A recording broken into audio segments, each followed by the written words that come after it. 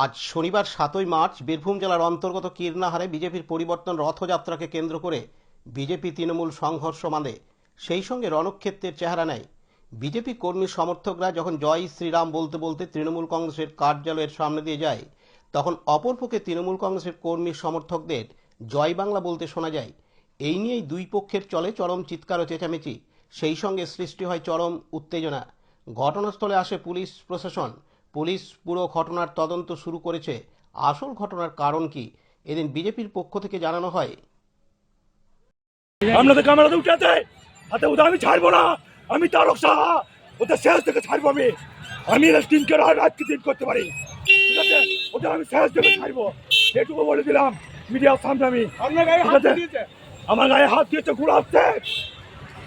তৃণমূলের কে উনি? তৃণমূলের পঞ্চায়েত পঞ্চায়েতের দায়িত্ব আছে। অপরদিকে তৃণমূল কংগ্রেসের তরফ থেকে বলা হয়, আপনাদেরকে মারলো অবশ্যই তাণ্ডব করেছে, চোখে দেখা যায় না। চোখের সামনে দেখা যাবে। জোর আছে। আপনার কি চাইছেন? প্রশাসন দেখো কি ব্যবস্থা নিচ্ছেন। শান্তিপ্রিয় জায়গা, আজকে শান্তিপ্রিয় জায়গা কি না অশান্ত করে দিয়ে গেল বিজেপি।